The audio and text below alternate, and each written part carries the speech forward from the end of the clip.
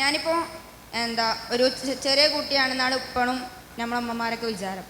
ഇപ്പോൾ ഒരു കാര്യം 100 തവണ 100 തവണ ആവർത്തിച്ച് ബുദ്ധിമുട്ടിച്ച് പറയുന്നുണ്ട്. അപ്പോൾ ആ സന്ദർഭത്തിൽ ഞാൻ എങ്ങനെയാണ് പെരുമാറേണ്ടത്? Okay, good. നല്ലൊരു ചോദ്യമാണ്. നല്ല ചോദ്യമാട്ടോ സദസ്സിന് വന്നത്. ഒരു കാര്യം 100 വട്ടം ഇങ്ങനെ പറഞ്ഞുകൊണ്ടിരിക്കുക അല്ലേ? ഇപ്പോൾ പുറത്തേക്ക് ഇറങ്ങുന്ന സമയത്ത് ഇങ്ങനെ മോനെ സൂക്ഷിച്ചു പോണേ, അവിടെ കുഴിയുണ്ട്, ആ വണ്ടിയുമ്പോൾ കയറുമ്പോൾ നോക്കണേ, അവിടെ അതിൻ്റെ അടിയിൽ ഒന്ന് തുരുമ്പിടിച്ചതുണ്ട്. മറ്റേ കയറിയിട്ട് അപ്പം തന്നെ അങ്ങനെ ഉമ്മ എനിക്കറിയാം ഈ തുരുമ്പിടിച്ച് കാണിച്ചെന്നത് ഞാനല്ലേ നിങ്ങൾക്ക്, അല്ലെങ്കിൽ ഉപ്പ അങ്ങനെ പറയാണ്, ഇതേപോലെ തന്നെ പറയണം. ഒരു കാര്യം ആവർത്തിച്ചു കൊണ്ടിരിക്കുക. ഉദാഹരണം, പഠിക്കി റെക്കോർഡ് ചെയ്ത് വെച്ചാൽ എനിക്ക് തോന്നുന്നു നമുക്ക് നല്ല സുഖം റെക്കോർഡ് ഉണ്ടാവണം, നല്ലതാണ്. അവനെങ്ങനെ വെറുതെ വായോണ്ട് പറയണ്ടല്ലോ, അങ്ങനെ ഇട്ടെടുത്താൽ മതി. പഠിക്ക് ഒരു അലാറം വെച്ചാൽ മതി. അപ്പോൾ ഇതാണ് ഒന്ന്. രണ്ടാമത്തത് എപ്പോഴും പറഞ്ഞുകൊണ്ടിരിക്കും, നോക്ക് വൈകുന്നേരം എത്ര മണിക്ക് ക്ലാസ് വിടുക? 4 മണിക്ക്. ഇത് എല്ലാ ദിവസവും ചോദിക്കുന്നതാണ്. എത്ര മണിക്കാണ് വിടുക? 4 മണിക്ക്. എത്ര മണിക്കാണ് മറ്റേ ബസ് വരും? ശ്രീലേഖ ബസ് എത്ര മണിക്ക് വരും? 4:10. ആ 4:10 ശ്രീലേഖ ബസ് എവിടെ നമ്മുടെ നാട്ടിലെത്തും? 4:30. 4:30 നമ്മുടെ വീട്ടിലേക്കുള്ള ദൂരം എത്രയാണ്? 10 മിനിറ്റ് നടക്കാൻ. എങ്കിൽ എവിടെ എത്ര മണിക്ക് എത്തും? 4:40. 4:40 വന്നിട്ടില്ലെങ്കിൽ പറയേണ്ട ആവശ്യമില്ലല്ലോ. ഓക്കെ, ഇവിടെ നമ്മൾ ഒരുപാട് തവണ പറയുക എന്നുള്ളത് മോന് പരിഹാരമാണല്ലോ വേണ്ടത്. ഞാനൊന്ന് ചോദിച്ചു നോക്കട്ടെ, ഏറ്റവും നല്ല രക്ഷിതാവ് ആരാ? ദ മോസ്റ്റ് വെർപ്പിക്കൽ ഇൻ ദി വേൾഡ് ആരാണെന്ന് ചോദിച്ചു കഴിഞ്ഞാൽ, അല്ല അങ്ങനെ ഇംഗ്ലീഷിൽ അങ്ങനെ വലിയ പ്രയോഗമില്ല കേട്ടോ, ഇംഗ്ലീഷ് അധ്യാപകർ ക്ഷമിക്കണേ, ഞാനൊരു ഇതുണ്ടാക്കിയതാണ്. ദ മോസ്റ്റ് വെർപ്പിക്കൽ ഇൻ ദി വേൾഡ് എന്ന് ചോദിച്ചു കഴിഞ്ഞാൽ ഞാൻ പറയും ഏറ്റവും നല്ല രക്ഷിതാക്കളാണ്, അല്ലേ? ഏറ്റവും നല്ല രക്ഷിതാക്കളായിരിക്കും ഈ ലോകത്തെ ഏറ്റവും വലിയ വെറുപ്പിക്കൽ. അതിനെ നിങ്ങൾ ആ ഒരു താൽക്കാലികമായ ഒരു ഇതിൽ മനസ്സിലാക്കണം കേട്ടോ. അതായത് വെറുപ്പിക്കലാണെന്നല്ല, അതായത് ചിലപ്പോൾ അവർക്ക് തോന്നിയിട്ടുണ്ടെങ്കിൽ, വെറുപ്പിക്കലായിട്ട് തോന്നിയിട്ടുണ്ടെങ്കിൽ, നിങ്ങളെ പ്രസവിച്ചിട്ട് അല്ലെങ്കിൽ നിങ്ങളെ ബാപ്പ ഒരു ജോലിക്കും പോകാതെ അധ്വാനിക്കാതെ അവരെങ്ങനെയെങ്കിലൊക്കെ ജീവിച്ചോളൂ, മോൻ്റെ അല്ലേ ഉമ്മനി നോക്കാതെ മോനി നോക്കാതെ, നേരെ തിരിച്ചു അവരെങ്ങനെയെങ്കിലൊക്കെ ജീവിച്ചോട്ടെ എന്ന് വിചാരിച്ചാൽ മോന് ഇഷ്ടാവൂലല്ലോ? ഇഷ്ടാവൂല. ആർക്കും ഇഷ്ടാവൂല. കാരണം അത് പറ്റൂല. അങ്ങനെ ഇപ്പം ഇങ്ങനെ ഒഴിവാക്കി വിടാം. എന്നെ പരിചരിക്കണ്ടേ, എന്നെ നോക്കണ്ടേ, എന്നെ സംരക്ഷിക്കണ്ടേ. നമുക്കൊരു പ്രായം ഉണ്ടായിട്ടുണ്ട്. ഞാൻ പറയട്ടെ, 2 വയസ്സ് മുതൽ ഒരു 5, 6, 7 വയസ്സ് വരെ ഒരു സമയം ഓർത്ത് നോക്ക്. നമ്മൾ എത്ര ചീത്ത പറഞ്ഞാലും ഓടി വന്നിട്ട് നമ്മളെ വേക്കൽ തന്നെ കൂടും. ആ ഷോള് പിടിച്ചിട്ട് ഇങ്ങനെ കൂടും. അല്ല അമ്മ അതേ എന്നെ പിടിക്കണ്ട, ഈ പൊക്കോ, ഈ എൻ്റെ മോനല്ല എന്നൊക്കെ പറയണ അമ്മമാരുണ്ട്. മോനല്ല എന്നൊക്കെ ഇപ്പം പറഞ്ഞാൽ നിങ്ങളെൻ്റെ ഉമ്മയല്ല ഗോ ആരിന്ന് പറയും. ചെറുപ്പത്തിൽ അത് പറയാം, പിന്നാലെ വരും പാവം, പിന്നാലെ ആ സാരി തുമ്പിൽ പിടിച്ചിട്ട് പിന്നാലെ വരും. കുറച്ചുകൂടി പ്രായമായി. രക്ഷിതാക്കൾ മനസ്സിലാക്കേണ്ടത് കുട്ടികൾ കുറച്ചുകൂടി വലുതായി. അതിനാണ് ഇൻഡിവിജ്വാലിറ്റി എന്ന് പറയാം. എന്താണ് ഇൻഡിവിജ്വാലിറ്റി? ഷഖ്സിയത്ത് അല്ലേ? ഷഖ്സിയത്ത്. ഷഖ്സു അല്ല, വ്യക്തിയല്ല, ഷഖ്സിയത്താണ്, വ്യക്തിത്വമാണ്. ഓക്കെ, അപ്പോൾ ഈ ഇൻഡിവിജ്വാലിറ്റി എന്ന് പറയുന്നത് ജനിച്ചു വീണത് മുതൽ തുടങ്ങി. ഓക്കെ, നമ്മൾ പേരിട്ടത് മുതൽ ഒന്നുകൂടി ഉറപ്പായി. അത് മുഹമ്മദ് അല്ലെങ്കിൽ അബൂബക്കർ, ഫാത്തിമ, ഉറപ്പായി. ഇൻഡിവിജ്വാലിറ്റി കറക്റ്റ് ഒന്നും കൂടി സ്പെസിഫൈ ചെയ്തു.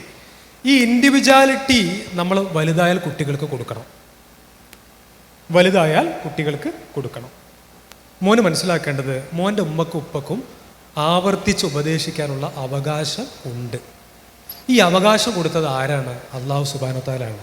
കാരണം അള്ളാഹു രക്ഷിതാക്കളോട് ചോദിക്കും, നിങ്ങളുടെ മക്കളെ നിങ്ങൾ എങ്ങനെ വളർത്തി? വല്ലദീന ആമനു വത്തബഅതുഹും ദുരിയതഹും ബിഈമാനിൻ അൽഹഖ്നാ ബിഹിം ദുരിയതഹും. 52-ാം അധ്യായം സൂറത്ത് തൂറിലെ ആയത്താണ്. വിശ്വസിക്കുകയും വിശ്വാസത്തിൻ്റെ മേഖലയിൽ തങ്ങളുടെ മക്കളെ പിന്തുടർച്ച അവകാശികളായിട്ട് കൊണ്ടുവരികയും ചെയ്യുക എന്നുള്ളത് രക്ഷിതാക്കളുടെ ബാധ്യതയാണ്. ആ ബാധ്യത നിറവേറ്റിയിട്ടില്ലെങ്കിൽ രക്ഷിതാക്കൾ അള്ളാഹുവിനോട് മറുപടി പറയേണ്ടി വരും. അതുകൊണ്ടാണ് നിങ്ങളുടെ രക്ഷിതാക്കൾ നിങ്ങളോട് ഉപദേശിച്ചുകൊണ്ടേയിരിക്കുന്നത്. നേരെ തിരിച്ച് രക്ഷിതാക്കളോട് പറയാനുള്ളത്, ഒരു കാര്യം അത് കൃത്യവും വ്യക്തമായിട്ട് പറഞ്ഞു കഴിഞ്ഞാൽ പ്രശ്നമില്ല. ഈ ബാപ്പ പുറത്തേക്ക് ഇറങ്ങുന്ന സമയത്ത്, അതായത് പുതിയാപ്പിള ഇറങ്ങുന്ന സമയത്ത് ഭാര്യ ചോദിച്ചു, നിങ്ങളെങ്ങോട്ടാ? ഞാനൊരു സ്ഥലത്തേക്ക്. ഉത്തരം എന്താ? ഞാനൊരു സ്ഥലത്തേക്ക്. ഇതൊരു കുട്ടി കേൾക്കുന്നു, കുറച്ചും കൂടി വലുതായി വിചാരിക്കാം, വർഷങ്ങൾ കഴിഞ്ഞു. ഇതേപോലെ തന്നെ ബാപ്പ അങ്ങനെ ഉമ്മറത്തിരിക്കുകയാണ്, മോൻ പുറത്തേക്ക് പോവാണ്. ബാപ്പ ചോദിച്ചു, എങ്ങോട്ടാ? ഞാനൊരു സ്ഥലത്തേക്ക് അല്ലേ? കൊടുത്താൽ കൊല്ലത്തും കിട്ടും അല്ലെ? പണ്ടത്തെ ചൊല്ലാം, കൊടുത്താൽ കൊല്ലത്തും കിട്ടും എന്ന് പറയുന്നത്. ഇതേപോലെ തന്നെ ഇത് നിങ്ങൾ മനസ്സിൽ വെക്കുക. ഓക്കെ. 2, കൗമാരപ്രായം എത്തിക്കഴിഞ്ഞാൽ അമിതമായിട്ടുള്ള ഉപദേശം ഇഷ്ടമല്ല. അല്ലെങ്കിൽ ആർക്കും ഒരു കാര്യം ആവർത്തിച്ച് പറയുന്നത് ഇഷ്ടമല്ല. പറയുന്നത് ഒന്ന് പെർഫെക്റ്റായിട്ട് നിർദ്ദേശങ്ങൾ കൊടുക്കുമ്പോൾ കുറച്ചും കൂടി കൃത്യവും വ്യക്തവുമായ രീതിയിൽ പറഞ്ഞു കൊടുക്കുക. അത് എന്തിനാണെന്ന് കൂടി പറഞ്ഞു കൊടുത്താൽ പ്രശ്നം കഴിഞ്ഞു. അതിൻ്റെ അർത്ഥം അത് സ്വീകരിക്കുന്ന ആളുടെ മനോഭാവം കൂടി അവിടെ ഉണ്ട് കേട്ടോ. കാരണം നൂഹ് നബി അലൈഹി സ്വലാം മക്കളെ പറഞ്ഞു കൊടുത്തു. അവസാനം അള്ളാഹ് പറഞ്ഞെന്താ? ഇന്നഹു ലൈസ മിൻ അഹ്ലിക, നിന്റെ കുടുംബത്തിൽപ്പെട്ടവനല്ല, കപ്പലിൽ കയറി രക്ഷപ്പെട്ടോ. മോനാണെങ്കിലും ശരി, ലൈസ മിൻ അഹ്ലിക, നല്ല രക്ഷിതാക്കളുണ്ടാവും. നമ്മളൊരാൾ കുറ്റം പറയരുത്, പള്ളി കമ്മിറ്റി സെക്രട്ടറി, പ്രസിഡന്റ്, മക്കൾ പള്ളി വരുന്നുണ്ടോ, ഒരിക്കലും പറയരുത്. തെറ്റാണത്. അങ്ങനെ വിലയിരുത്താം. ബാപ്പ പറഞ്ഞിട്ടുണ്ടാവും, മക്കൾ വരാത്തതിന് ഇപ്പം എന്താ ചെയ്യാനാ? നമ്മളൊരാളെ അനാവശ്യമായിട്ട് പറയരുത്, കുറ്റം പറയരുത്. അവിടെ നമ്മൾ വളരെ ശ്രദ്ധിക്കുക. ചുരുക്കി പറഞ്ഞാൽ ആർക്കും ഇഷ്ടമല്ല. അപ്പോൾ ഞാൻ ചോദിച്ചോട്ടെ, നിങ്ങളെ പുതിയാപ്പോൾ നിങ്ങളോട് കുറേ നേരം ഇങ്ങനെ പറഞ്ഞുകൊണ്ടിരിക്കുക, നിങ്ങൾക്ക് ഇഷ്ടപ്പെടുമോ? ആടാ, ഇവിടെ തന്നെ ദേഷ്യം വന്നു. ഇപ്പം തന്നെ തമാശാരനാണ്.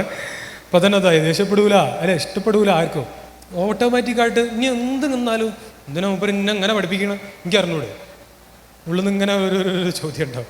നേരെ തിരിച്ചു അതേപോലെ തന്നെ പുതിയാപ്പിൾ ഇറങ്ങണ സമയത്ത് ഒന്നും വേണ്ട, നമ്മളെ കാണുന്നില്ല. അവസാനം ഫോൺ നോക്കിയപ്പോൾ 28 മിസ് കോള്. എന്താ തോന്നുക? ഇജ്ജ് ഇങ്ങനെ എന്നെ വിളിച്ചുകൊണ്ടിരിക്കണേ? തിരിച്ച് നമ്മൾ അറിയാതെ പറഞ്ഞു പോകും. ഒരു ഫോണിലെ മിസ് കോൾ വരെ നമുക്ക് ഓട്ടോമാറ്റിക്കായിട്ട് ഒരു നിർദ്ദേശം പോലും ഇല്ല, പക്ഷെ അതിലൂടെ ഒരു ആശയം പറയാണ്. ശരി, അപ്പോൾ 2 മനസ്സിലാക്കലാണ്. ഓക്കെ. പ്രായത്തിനനുസരിച്ച് നിങ്ങൾ ഒന്ന് നിർദ്ദേശങ്ങൾ സ്പെസിഫിക് ആക്കുക, കറക്റ്റ് ആക്കുക, കാര്യങ്ങൾ വ്യക്തമാക്കി കൊടുക്കുക. ഇവർക്ക് അവകാശം ഉണ്ടെന്ന് തിരിച്ചറിയാം. ഇനിയും പറയാനും കൽപ്പിക്കാനും അവകാശമുണ്ട് എന്ന് തിരിച്ചറിയാം. ശരി, ഇത് അള്ളാഹ് കൊടുത്ത അവകാശമാണ്. മോള് സർ, മാതാപിതാക്കളെ സ്നേഹിക്കണം എന്നറിയാം, നല്ല ഇഷ്ടമുണ്ട്. പക്ഷെ ചിലപ്പോഴെങ്കിലും അറിയാണ്ടാണെങ്കിലും ദേഷ്യപ്പെട്ടു പോകാറുണ്ട്. അപ്പം എന്താ ചെയ്യുക? അത് വലിയൊരു സംഭവമാണ്. എന്താ പറയുക, അതിൽ ചോദ്യം കുറച്ചുകൂടി എന്നെ ഇങ്ങനെ വലിഞ്ഞു മുറുക്കിയിട്ടുണ്ട്. മറ്റത് കുഴപ്പമില്ല, കാരണം മാതാപിതാക്കൾ ഇഷ്ടമാണ്. അങ്ങനെയല്ല മോള് ചോദിച്ച്, ഇഷ്ടമാണ് എന്നാലും ദേഷ്യപ്പെട്ടു പോവുകയാണ്. ഓക്കെ. അപ്പോൾ ഇഷ്ടമാണ്, അങ്ങേറ്റ് ഇഷ്ടമാണ്, അറിയാതെ ദേഷ്യപ്പെട്ട് പോകുന്നതാണ് എങ്കിൽ എന്തെങ്കിലും ദർ ഈസ് എ റീസൺ, ഒരു കാരണം ഉണ്ടാകണം. ദേഷ്യത്തിനൊരു കാരണം ഉണ്ടാകും. അപ്പോൾ നമുക്ക് ഒന്നാമത്തെ പരിഹാരം, റസൂലിൻ്റെ അടുത്തേക്ക് ഒരാൾ വന്നിട്ട് ചോദിച്ചു, റസൂലെ എനിക്ക് സ്വർഗത്തിൽ പോകണം, ഞാൻ എന്താ ചെയ്യേണ്ടത്? ലാ തഗ്ലബ്, നീ കോപിക്കരുത്, വലക്കൽ ജന്ന, നിനക്ക് സ്വർഗമുണ്ട്. മനഃശാസ്ത്രം ഞാൻ പിന്നെ പറഞ്ഞു കേട്ടോ, ഇതിനേക്കാളും വലിയ മനഃശാസ്ത്രം വേറെ ഇല്ല. അതുകൊണ്ടാണ് ലാ തഗ്ലബ് വലക്കൽ ജന്ന, തുമ്മ ലാ തഗ്ലബ് വലക്കൽ ജന്ന 3 തവണ പറഞ്ഞു. കാരണം ഈ വ്യക്തി പിന്നെ ദേഷ്യപ്പെടാതിരുന്നാൽ അദ്ദേഹത്തിന് എന്തുണ്ട്? സ്വർഗമുണ്ട്. മോള് മനസ്സിലാക്കേണ്ടത്, അപ്പോൾ ദേഷ്യം വരുന്ന സമയത്ത് നമ്മൾ സാധാരണ പറയുന്ന, ഞാൻ ഹദീസ് പറയില്ല കാരണം അതിൽ കുറേയൊക്കെ ഇഖ്തിലാഫും കാര്യങ്ങളൊക്കെ പറയുന്നു, എടുക്കുന്ന വിഷയത്തിലൊക്കെ പറയുന്നതുകൊണ്ട് കൂടുതൽ പറയുന്നില്ല. പക്ഷേ പോയിന്റ് നമ്പർ 1, അങ്ങനെ ഉണ്ടെങ്കിൽ ഒന്ന് ആലോചിക്കേണ്ടത്, ഉപ്പനോടാണ് അങ്ങനെ ദേഷ്യം വരുന്നെങ്കിൽ ഒന്ന് ആദ്യം മനസ്സിലാക്കേണ്ടത്, ഏറ്റവും പ്രയാസമുള്ള സമയത്ത് എൻ്റെ ഉപ്പ എന്നെ എങ്ങനെയാണ് കെയർ ചെയ്തത്? ഏറ്റവും പ്രയാസമുള്ള സമയത്ത് എൻ്റെ ഉപ്പ എന്നെ എങ്ങനെയാണ് കെയർ ചെയ്തത് എന്ന് ഇമാജിനേഷനിൽ കാണാം. ശ്രദ്ധിക്കണേ, ഇമാജിനേഷനിൽ ഒരു ചിത്രം പോലെ ഇങ്ങനെ കാണാം. ആ ഉമ്മയാണ് എൻ്റെ മുമ്പ്. ഉമ്മ ചിലപ്പോൾ ഇങ്ങനെ ദേഷ്യം പിടിച്ചിട്ട് പറഞ്ഞതിന് ശേഷമായിരിക്കും നമ്മളും ദേഷ്യം പിടിക്കാൻ വരുന്നത്. ഓക്കെ.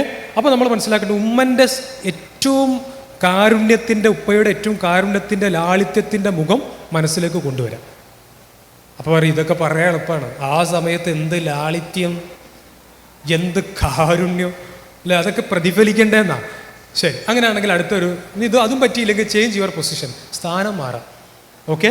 അവിടുന്ന് മെല്ലെ ഇങ്ങനെ മാറാം. അല്ലെങ്കിൽ അറ്റ്ലീസ്റ്റ് തല കുനിച്ച് മുഖത്തേക്ക് നോക്കാതിരിക്കുമ്പോൾ ആ ആംഗ്യണ്ടല്ലോ, ആക്ഷൻ ഒന്ന് കുറഞ്ഞു കിട്ടിയാൽ ഏകദേശമൊക്കെ ഒന്നിങ്ങനെ നിന്നാൽ മതി. തല ഒന്ന് കുനിച്ചിരിക്കുക. ഓക്കെ. തല കുനിച്ച് നിൽക്കുക, അല്ലെങ്കിൽ തിരിഞ്ഞു നിൽക്കുക, പലതും പറയാറുണ്ട്. ആത്യന്തികമായിട്ട് എനിക്ക് പറയാനുള്ളത്, ഇന്നല്ലാഹ മഅ സ്വാബിരീൻ, ക്ഷമിക്കുന്നവരോടൊപ്പം ആരുണ്ട്? അല്ലാഹ് ഉണ്ട്. ഇന്നമ യുവഫ സ്വാബിറൂന അജ്റഹും ബിഗൈരി ഹിസാബിൻ, കണക്കില്ലാതെ ക്ഷമിക്കുന്നവർക്ക് അള്ളാഹു എന്ത് തരും? പുണ്യം തരും എന്ന് തിരിച്ചറിയാം. ഇപ്പോൾ ഇന്ന് ഈ എല്ലാ സ്ഥാപനങ്ങളിലെ കുട്ടികളും സർവ്വസാധാരണ കുട്ടികൾക്ക് ഒരു സ്നേഹവും കാര്യമൊക്കെ ഉണ്ട്. എല്ലാ നല്ല വീട്ടിലത്തെ കുട്ടികളും ഇനി മോശപ്പെട്ട മാതാപിതാക്കളുടെ കുട്ടികളാണെങ്കിലും ഒക്കെ ഒരൊറ്റ പോയിന്റ്, ഒരു സെക്സ്വൽ മൈൻഡിലാണ് സർവ്വ കുട്ടികളും സ്നേഹിക്കുന്നതും ബന്ധപ്പെടുന്നതും സംസാരിക്കുന്നതും.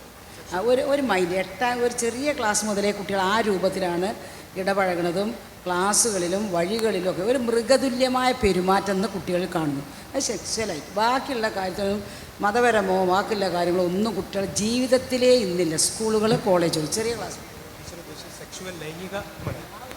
വളരെ ഒരു ഡിസ്കസ് ചെയ്യേണ്ട സംഭവം. ഞാൻ ബോധപൂർവ്വം പിന്നെ അതിലേക്ക് വരാത്തതാണ്. കാരണം ഇന്നത്തെ ഈ പ്രോക്സിമിറ്റി ലസ്റ്റ് എന്നൊക്കെ പറഞ്ഞ ഒരു സ്റ്റേജ് ഉണ്ട്. അതായത് ഈ അടുപ്പവും ബന്ധത്തിനൊക്കെ ഒരു ലൈംഗികമായിട്ടുള്ള ഒരു സെക്ഷുവൽ ആസ്പെക്റ്റിലാണ് പലപ്പോഴും കാണുക. ഇന്ത്യ എൻ്റെ രാജ്യമാണ്, എല്ലാ ഇന്ത്യക്കാരും എൻ്റെ സഹോദരന്മാരാണ് എന്ന് നമ്മൾ പറയുമ്പോൾ ഒരു അല്ലേ, അതൊരിതാണ്, അങ്ങ് മനസ്സിലാക്കിയാൽ മതി. പക്ഷേ ഇന്ന് ഒരു ബന്ധങ്ങൾക്ക് പോലും എന്താണെന്ന് വെച്ച് കഴിഞ്ഞാൽ ഇന്നെന്താ പറയുക, ഫാസ്റ്റ് റിലീഫ് ആൻഡ് ഫാസ്റ്റ് പ്ലഷറാണ്.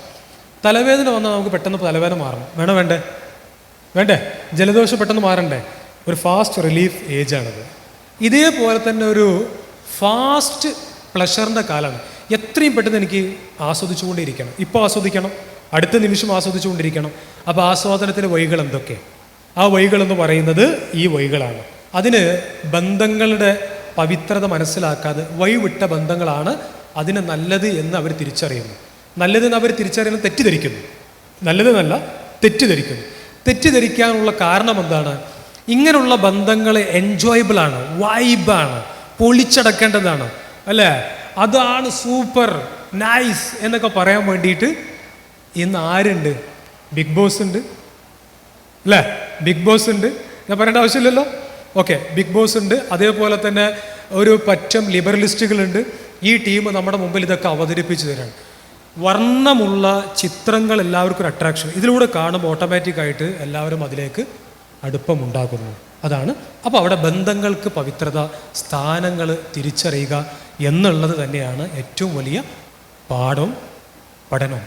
അതല്ലാതെ വേറെ വഴിയില്ല. അതിനെങ്ങനെ ബന്ധങ്ങൾക്ക് കുറച്ചുകൂടി സ്പെസിഫിക് ആയിട്ട് പറഞ്ഞാൽ, ഈ ബന്ധം എനിക്ക്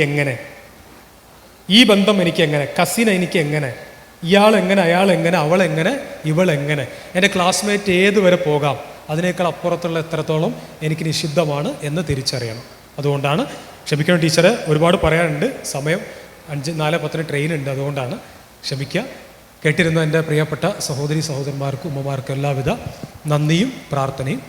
അസ്സലാമു അലൈക്കും വറഹ്മത്തുള്ളാഹി വബറകാതുഹു.